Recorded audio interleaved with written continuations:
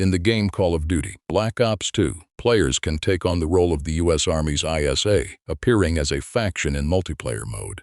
The unit's members wear civilian clothes and blend seamlessly into crowds. But in the real world, the ISA is no fictional creation. It operates in plain clothes, hidden in every corner of the globe, and is widely regarded as the most mysterious intelligence unit in the entire U.S. military. Today we are going to talk about just how secretive the ISA really is. The ISA, full name the United States Army Intelligence Support Activity, is a special operations unit originally belonging to the U.S. Army Intelligence and Security Command. And like many of history's most consequential organizations, it was born out of failure. On April 24, 1980, in order to rescue 53 hostages being held by the Iranian government during the Iran hostage crisis, the U.S. military launched a rescue mission codenamed Operation Eagle Claw. The plan ended in disaster. The main a catastrophic lack of timely and effective intelligence. On top of that, a serious leak during the preparation phase exposed America's intentions before the operation even began, collapsing ongoing negotiations and forcing the Pentagon to act without adequate preparation. Accidents, insufficient intelligence, and poor coordination sealed the mission's fate. Operation Eagle Claw was an undeniable failure. The U.S. military spent the following year reviewing and reflecting on what went wrong. In 1981, the result of that reflection took shape. The United States Army Intelligence Support Activity was established, designed to ensure that future task forces would never again go into the field blind. The unit was initially called the Field Operations Group, led by Special Forces Colonel Jerry King, with approximately 50 hand-picked intelligence collectors reporting directly to the Assistant Chief of Staff for Intelligence. Most had special operations backgrounds. Many had diverse cultural knowledge that allowed them to blend into foreign environments without raising suspicion. In the aftermath of Eagle Claw, the CIA's credibility had taken a serious hit, and the Army was no longer willing to rely on it as its primary intelligence source. The ISA was the answer. By March 1981, the unit was officially up and running, and its numbers grew quickly. From 50 to over 100, the Pentagon recognized its value and began pouring in funding. The ISA also maintained close ties with the CIA, operating in the gray area between military action and intelligence work. Members never wore uniforms. Most had beards and dressed in plain clothes. They were designed to be invisible, and invisible they remained. To this day, the ISA is one of the most secretive military units on Earth. All records related to the unit are restricted by an internal body known as the Special Access Group, which receives a confidential budget of approximately $700,000 per year. The unit is generally composed of three main divisions: Command, Signals Intelligence and Operations, plus an analytical department that frequently changes its name. And speaking of names, the ISA changes its own codename on a regular basis to prevent detection. It has operated under titles including the Intelligence Directorate, the Intelligence and Security Directorate, and many others. ISA is simply the most commonly known. Colonel Jerry King, the unit's first commander, tasked his men with serving as the vanguard of U.S. special operations, feeding real-time, ground-level intelligence directly to Tier 1 units like Delta Force and SEAL Team 6. In the 1980s, the ISA was primarily active in Latin America and the Middle East, though missions in East Africa, Southeast Asia, and Europe were also carried out. The ISA's first major test came in December 1981. U.S. Army Brigadier General James Dozier was kidnapped by terrorists at his residence in Verona, Italy. Italian authorities and U.S. forces immediately mobilized massive search efforts. The ISA was brought in under what became known as Operation Winter Harvest. An ISA signals intelligence team deployed to Italy, working alongside Army counterintelligence units to monitor and intercept militant communications using both aerial and ground-based systems. The intelligence they gathered proved decisive. Italian police arrested several militants in mid-January 1982 and located General Dozier imprisoned inside a shop in Padua.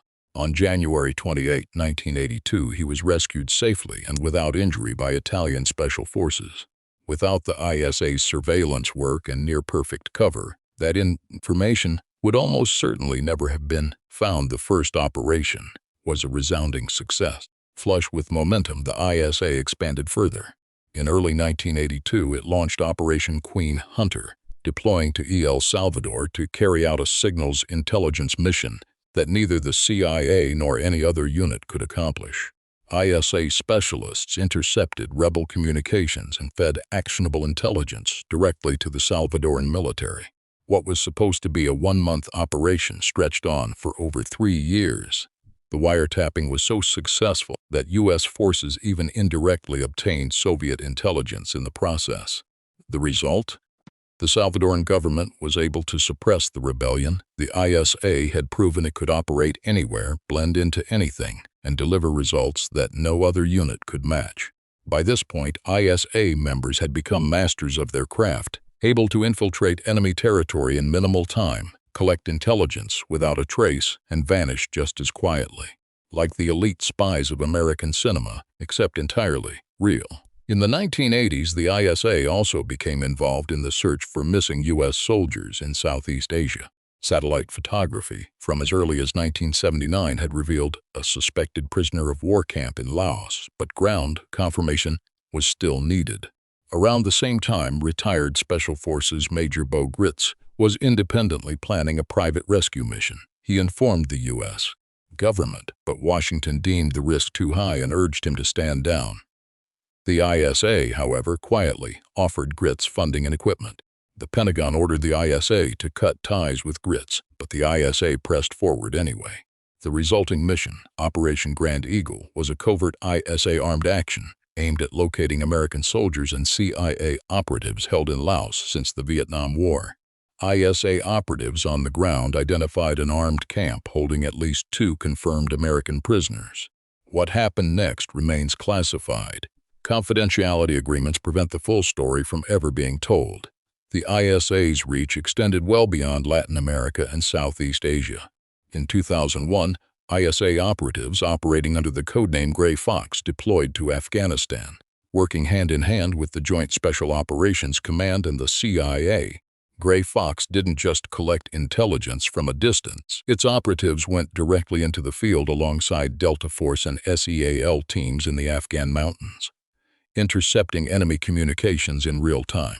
Their work proved critical during Operation Anaconda, helping rescue more than 100 soldiers from the 10th Mountain Division and 101st Airborne Division engaged in fierce combat at Takur Ghar.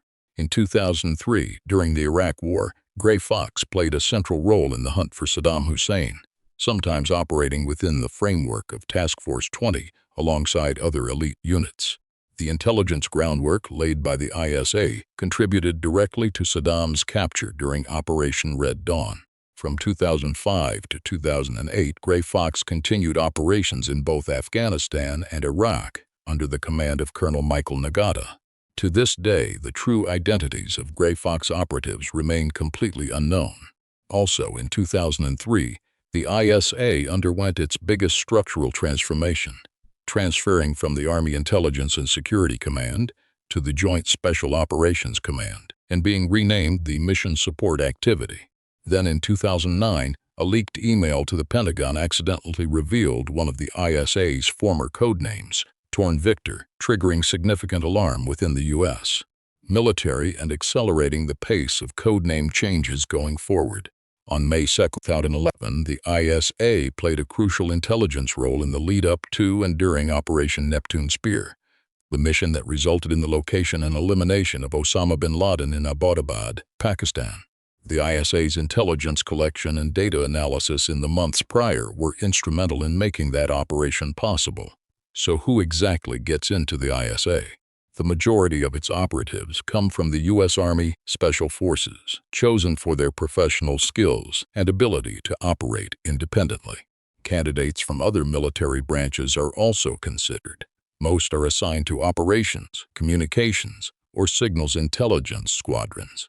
Every candidate must pass a rigorous assessment and selection course, a lengthy background check, and psychological testing. Once accepted, further specialized training follows, covering close quarters combat, sniping and counter-sniping, infiltration techniques, advanced airborne operations, professional driving, personal defense, advanced communications equipment, deep surveillance, espionage, tradecraft, weapons handling, unarmed combat, and signals intelligence. Foreign language proficiency is not a hard requirement for all members, but for human intelligence and signals intelligence operatives, it is absolutely essential. What makes the ISA fundamentally different from other intelligence units is this. While most intelligence organizations can only offer probability-based analysis from a distance, the ISA can physically penetrate enemy territory, just like a conventional special forces unit, delivering the most direct, real-time intelligence and operational coordination that frontline units desperately need. And when the situation demands it, ISA members can step out of the shadows entirely and fight directly alongside the SEALs, Rangers, and Delta Force. Unlike those high-profile units that often serve as a public display of American military power, the ISA always deliberately stays out of the spotlight. On average, the U.S. military changes the ISA's operational codename every 2 years to keep the outside world guessing. Beyond ISA, the unit has operated under names including Task Force Orange, Muon, and several others that remain classified. Since its founding in the aftermath of a failed hostage rescue over 4 decades ago, the ISA has quietly accumulated one of the most impressive operational records in U.S. military history, records that, for the most part, the world will never get to read. Are there any more stories or facts about the ISA that you know of? Feel free to leave a comment below.